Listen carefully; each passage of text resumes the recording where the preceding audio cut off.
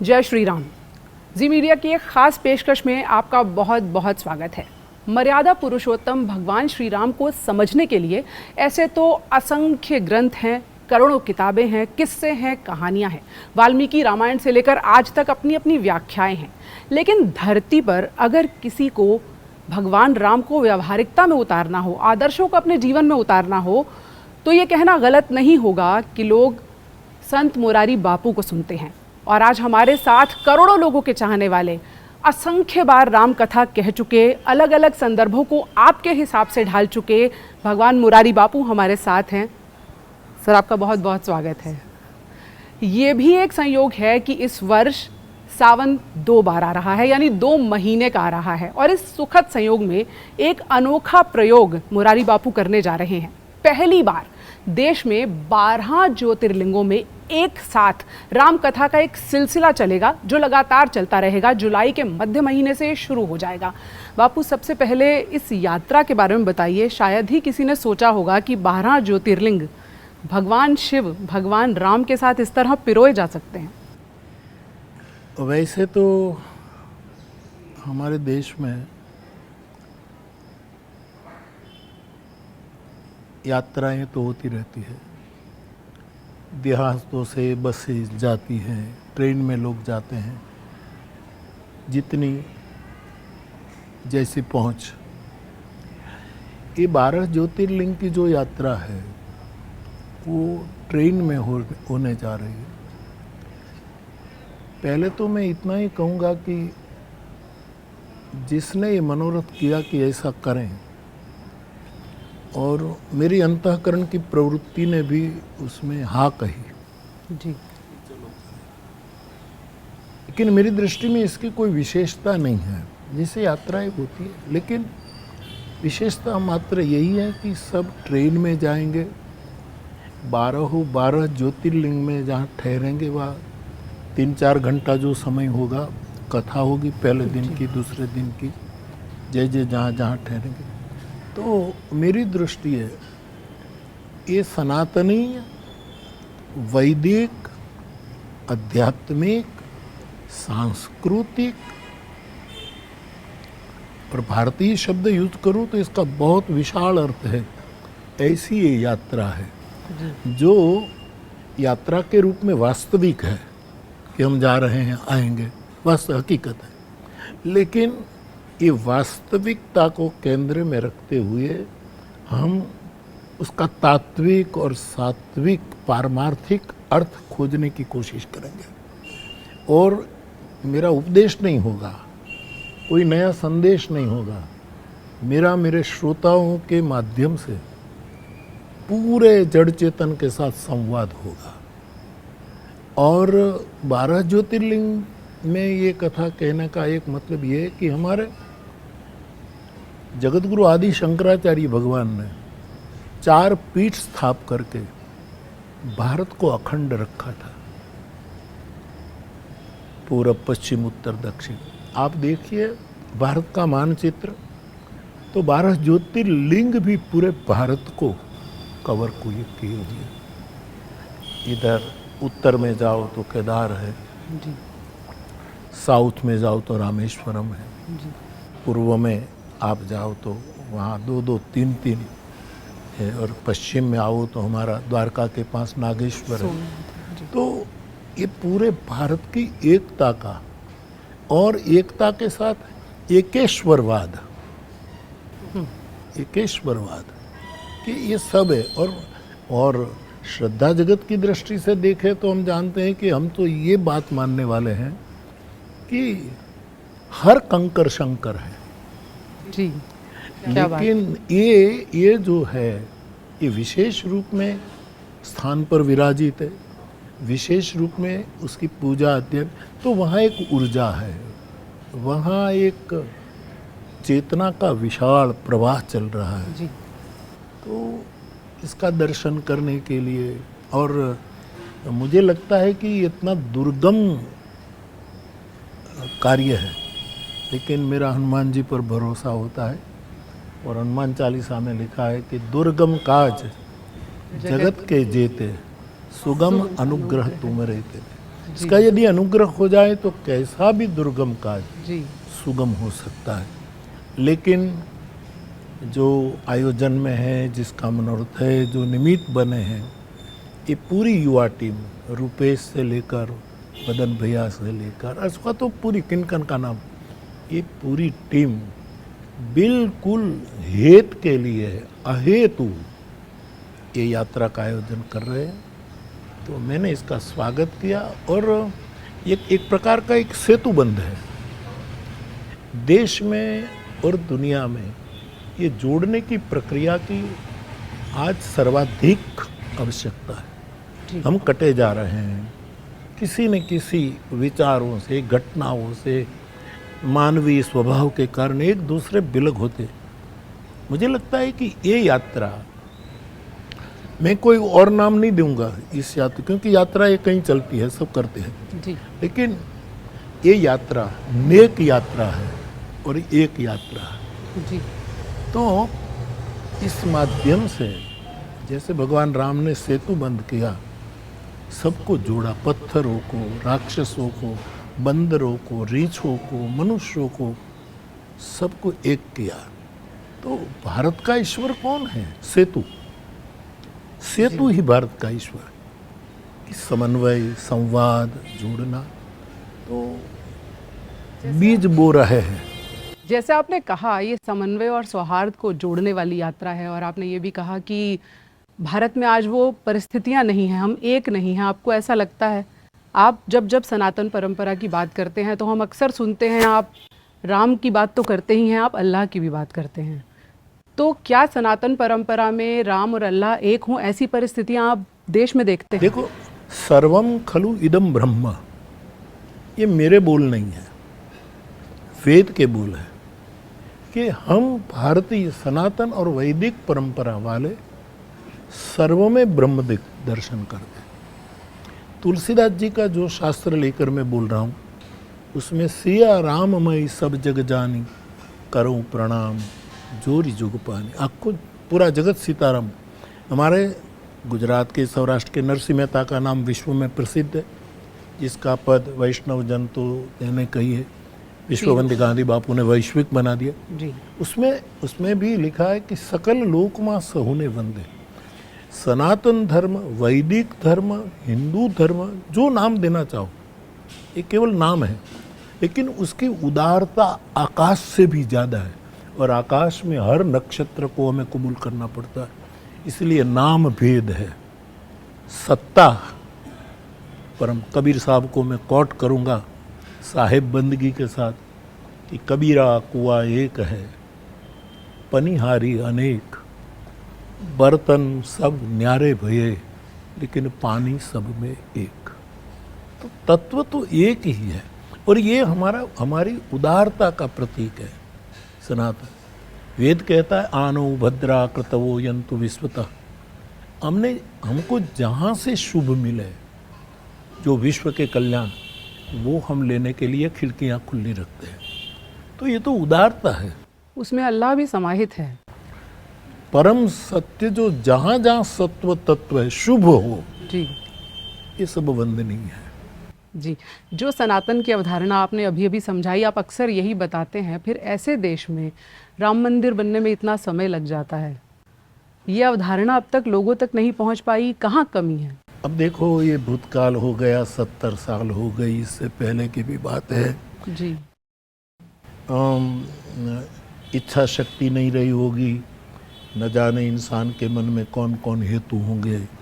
और आज तुष्टीकरण और संतुष्टीकरण दो शब्द आ रहे हैं कि तुष्टीकरण बहुत चला, अब संतुष्टीकरण हो।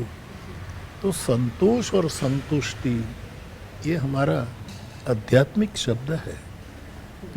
तो कारण जो भी हो, अब उसका पोस्टमार्टम हम क्या करें। लेकिन रामचरितमानस में लिखा है कि प्रभु कब प्रकट होते हैं, तो लिखा है जोग, लगन, ग्रह, वार और तिथि, ये 5 अनुकूल होता है तो प्रभु मुझे लगता है कि अयोध्या में जहाँ युगों से प्रभु का स्थान है, वहाँ राम मंदिर बनने में इतना समय लगा, तो शायद योग लगन ग्रह वार तिथि किसी कारणवश एक नहीं हुई हो और इस काल में हमारे समय में हुई है, ये हमारा सौभाग्य है, सद्भाग्य है। तो 2024 में जब जनता दर्शन करेगी नए राम मंदिर के, वो हम संयोग माने या राजनीतिक प्रयोग माने? इत्तेफाक से इलेक्शन का नहीं, उस पर भगवान की इच्छा माने, भगवान की इच्छा, राम की इच्छा माने। बाकी राजनीति हो, धर्म नीति हो, कोई कुछ भी नेटवर्क बनावे, हरी इच्छा भावी बलवाना।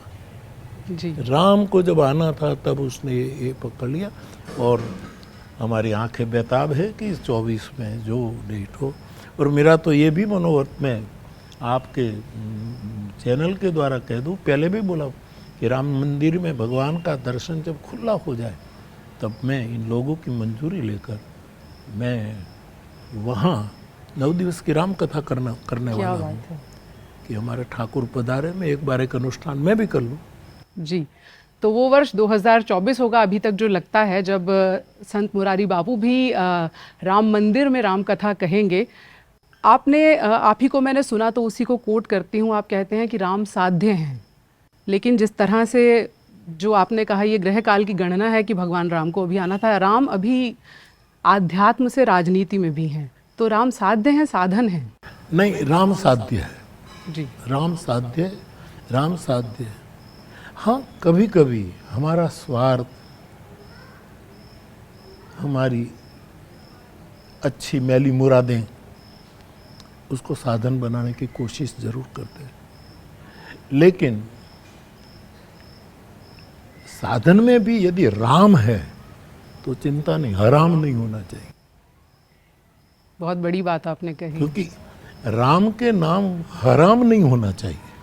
राम साध्य तो राम तो रामायण में लिखा है कि आप कैसे भी राम नाम का उच्चारण करो, राम का काम करो, तो उसका तो परिणाम है ही।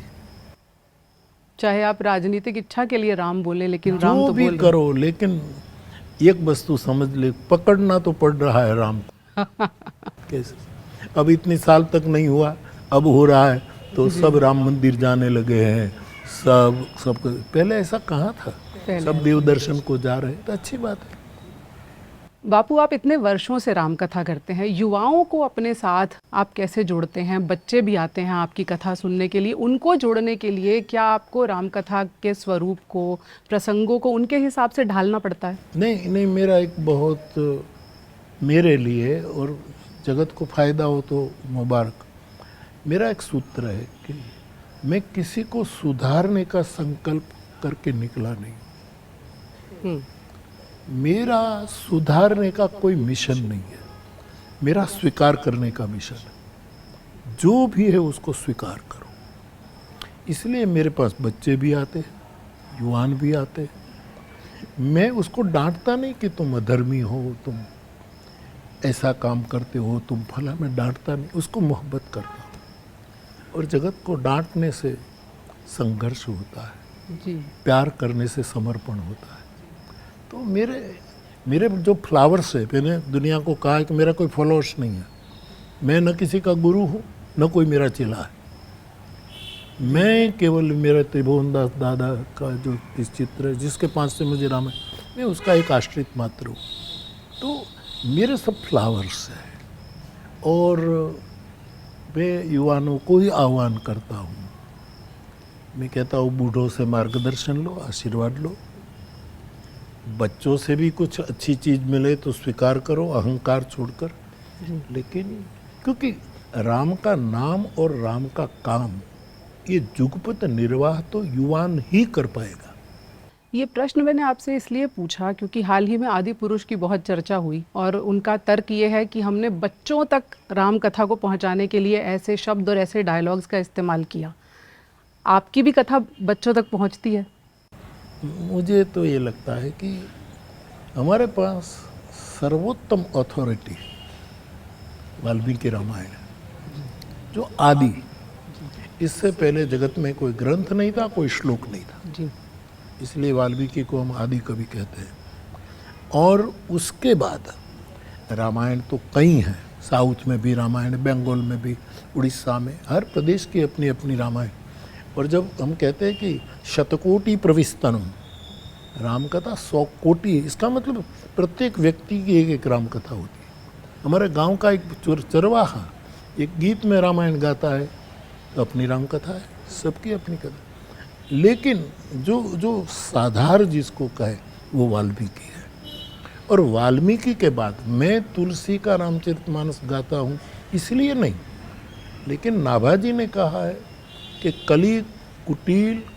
कली काल कुटिल जीव निस्तार हित वाल्मीकि तुलसी भयो। वाल्मीकि का ही अवतार तुलसी है, ऐसा श्रद्धा जगत कहता है और मुझे कोई आपत्ति नहीं। तो तुलसी ने वाल्मीकि रामायण में भी जो कुछ संशोधन करने की जरूरत पड़ी देश काल और पात्र के अनुसार, वो तुलसी ने किया। और सर्वमान्य, कोई इस बात को न कबूल करे तो हम जीत न करें, लेकिन विश्वमान्य के रूप में एक ग्रंथ हमारे आया जिसको मैं ग्रंथावतार कहता हूँ, ये रामचरितमानस है। तो इन दो ग्रंथों से प्रेरणा लेकर जो बनाना हो बनाना चाहिए। सस्ता मनोरंजन अथवा तो कोई दूसरा हेतु हो एक कमाई का, इसके लिए जिस परम पावन ग्रंथों के बारे में विवाद खड़ा हो ऐसा किसी को नहीं करना चाहिए। मैंने व्यासपीठ से भी कहा कि मैं किसी के विरोध में या किसी के पक्ष में बोलने वाला नहीं, मैं सविनय कह रहा हूँ कि इतने महान पवित्र पात्र जिसके कारण हिंदुस्तान सांस ले रहा है जी, उसके बारे में विवाद हो, ऐसा डायलॉग ऐसा करने की क्या ज़रूरत है। और यदि हो गया तो सुधार करके करना चाहिए। वर्तमान में राम कथा के पर्याय आपको माना जाता है। आपसे पूछा जा सकता था, हम इस वक्त हनुमान जी के चरणों में बैठे हैं, वो फिल्म कहती है कि हनुमान काल्पनिक हैं, वो तो वास्तविकता में थे ही नहीं। इतना ही कष्ट कर लेते आप तक आ जाते। हनुमान काल्पनिक ऐसा जो कहे उसको मैं पूछूं विनय से कि हवा जो चल रही है काल्पनिक है? ये हवा नाक में जाती है, श्वास लेते हैं, हम जीते हैं, और हनुमान काल्पनिक कहते हैं, वो भी इस हवा के कारण कहते हैं, इसी श्वास के कारण। और हवा में कहते हैं, हवा से कह रहे हैं। तो हनुमान जी पवन पुत्र है, उसको हमने वायु पुत्र कहा है। तो इस सत्य को अनदेखा न किया जाए। तो हनुमान जी वास्तविक है, आज उसके पर भी कहीं ऐसे बोला जाता है, लेकिन एवरेस्ट का शिखर जो है उसको आप छोटा सा बर्फ का टुकड़ा फेंके तो एवरेस्ट का शिखर टूटेगा नहीं, बर्फ टूट जाएगा, फेंका हुआ बर्फ का टुकड़ा। तो ये तो इतनी ऊंचाई है और युगों से चल रहा है, इसकी श्रद्धा पर लोग जीवन जी रहे हैं। और हनुमान जी ने तो यही जगत को, विश्व को और सब जो हनुमान जी ने जो मैसेज दिया वो मैं युवाओं को कहता हूँ कि राम का नाम भी लो और राम का काम भी करो। केवल राम का नाम और राम का काम नहीं तो नहीं चलेगा, और केवल राम का काम करो और राम नहीं लोगे तो अभिमानी हो। ये राम और काम का सेतु बन, ये जरूरी है। तो ऐसे सस्ते डायलॉग्स तक पहुंचे बिना भी बच्चों और युवाओं तक रामकथा पहुंचाई जा सकती है। वैसे जैसे इस फिल्म में इस्तेमाल किए गए हैं, इन तक पहुंचे बिना भी बच्चों और युवाओं को रामकथा का महत्व पहुंचाया जाता है ना कि, लेकिन ऐसा करके पहुंचाने की चेष्टा मेरी दृष्टि ठीक नहीं, जिससे गैर समझ हो। जी, रामानंद सागर ने पहुंचाई। जी जी, उसे आज भी याद किया, आज भी याद है। आप देखो उस समय तो मुहूर्त बदले जाते थे, भाई ये मुहूर्त में हम नहीं शादी कराएंगे क्योंकि रामायण आने। और फिर कोरोना के काल में भी उसने चलाया तो लोगों को बहुत अच्छा। और रामानंद सागर ने हर जगह जाकर हर ग्रंथों का अवलोकन करके, इवन मेरे पास भी यहाँ आए थे, आपके पास आए, मेरे पास आए थे, और पंडित रामकिंकर जी के पास गए थे जी। तो इस महापुरुष को भी पूछा मेरे पास कि बापू इसमें, मेरा कहना है कि ऐसा कोई करे तो राम कथा अथवा तो महाभारत के हमारे पौराणिक ग्रंथों के कई निष्णात देश में बैठे हैं, जिसने पूरा जीवन उसके लिए समर्पित किया, उसका थोड़ा अभिप्राय लेना चाहिए, तो ये विवाद नहीं हो सकता। जी। जिस सनातन अवधारणा की हम बात कर रहे हैं बापू इस समय, जिसमें सभी एक हैं, जिसमें आप कह रहे हैं कि युवाओं को भी बांधा जा सकता है उसी राम कथा से, और हम देखते हैं कि आपके आयोजनों में वो बड़े आराम से बंधते हैं, बच्चे होते हैं, युवा भी होते हैं। उस देश में क्या ये संभव नहीं है कि एक देश के लिए एक विधान हो, एक कानून हो, सभी लोग एक ही तरह के कानून को माने, चाहे वो हिंदू हो चाहे मुसलमान हो? वो दुनिया के कई देशों में ऐसा ही चलता है ना जी, ऐसा ही तो चलता है। और ये जो बात चल रही है इसके बारे में मैं विशेष मेरी जानकारी नहीं है, तो अखबारों में पढ़ता हूँ, लेकिन सुना है कि सरकार ने वचन दिया था कि हम ये करेंगे, ऐसा कुछ है। जी। आपकी जब यात्रा है तभी उसी दौरान संसद का मॉनसून सत्र भी है। उस वक्त वहाँ भी एक अलग वर्षा हो रही होगी समान नागरिक संहिता की, तो हो सकता है ये बात उसी समय निकल के आए। लेकिन सर्वभूत हिताय, सर्वभूत सुखाय, सर्वभूत प्रीताय, एक वस्तु ऐसी स्थापित होती हो देश में जिसमें सबका शुभ हो, जी। तो एकता तो हमारा मंत्र है। तो जो विरोध हो रहा है उसे आप किस तरह से देखते हैं? अब देखो, कोई भी कुछ न कुछ बात आती है तो विरोध करने वाले विरोध करते हैं, मूल्यांकन करने वाले मूल्यांकन, अधो ऊर्ध्व विचार वाले ऊर्ध्व विचार करते हैं, अधो विचार सब वाणी स्वातंत्र करते हैं। लेकिन पूरे राष्ट्र का परम हित किस में है वो देखना चाहिए। राजनीति और अपनी सत्ता और अपनी कुर्सियों का नहीं देखना, मेरे देश का परम हित किस में है वो देखना चाहिए। आप जो ये यात्रा अब शुरुआत कर रहे हैं उसी पर एक बार फिर से आती हूँ। आप नाम नहीं देते, आपने कहा मेरा कोई गुरु नहीं है, मेरा कोई चेला नहीं है। ऐसे में इस तरह की यात्राओं के आयोजन, आप कथा करते हैं उसके लिए कुछ नहीं लेते, कैसे संभव कर पाते हैं ऐसे आयोजनों? नहीं, ये देखो, मैं ऐसी मेरी कुछ कथाएं हुई है जिसमें मैं बोला हूँ और इसमें भी बोल रहा हूँ कि कई ज़्यादातर कथा ऐसी होती कि मानवीय द्वारा आयोजित होती है, मनुष्य के द्वारा कोई निमित्त बनता है।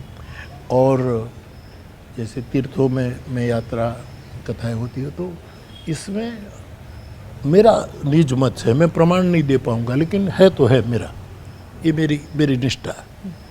तो उसमें दैवी चेतनाएं सुनने आती है, ऐसा मेरा, मैं कैलाश में कथा कर चुका हूँ, मानसरोवर में, राक्षस ताल में, भुसुंडी सरोवर, इस दुर्गम से दुर्गम जगह पर मैंने कथा की।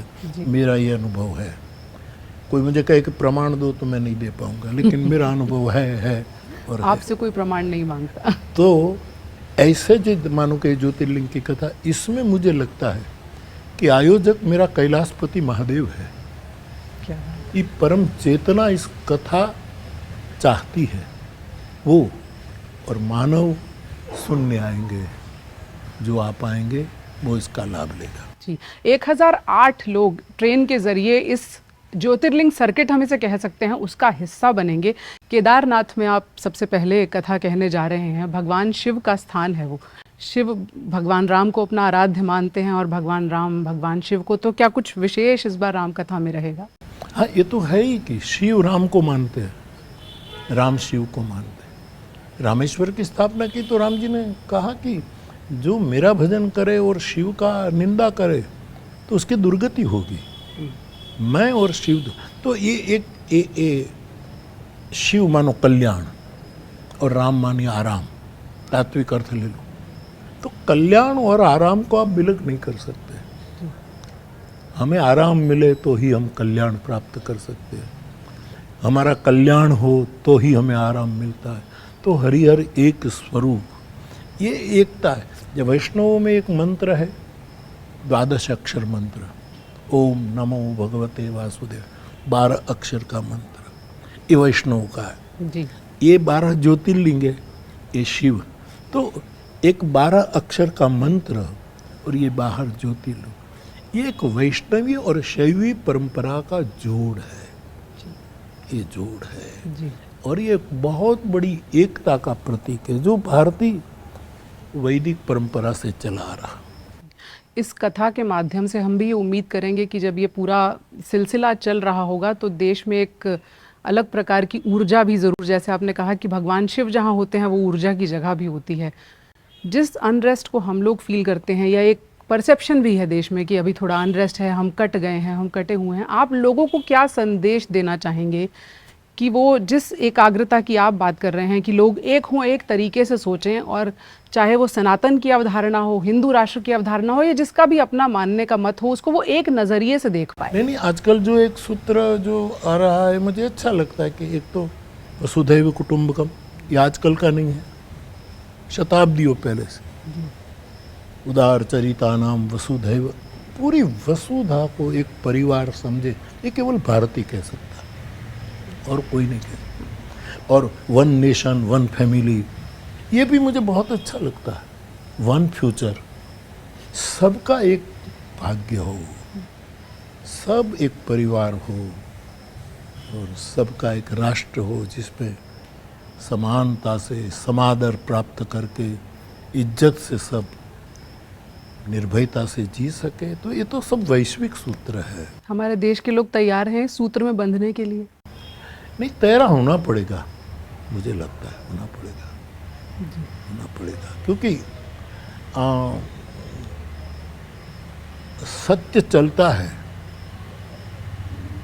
लेकिन दौड़ता नहीं, धीरे धीरे चलता है, लेकिन समय लगता है और उसकी यात्रा को कोई बाधा नहीं कर सकता।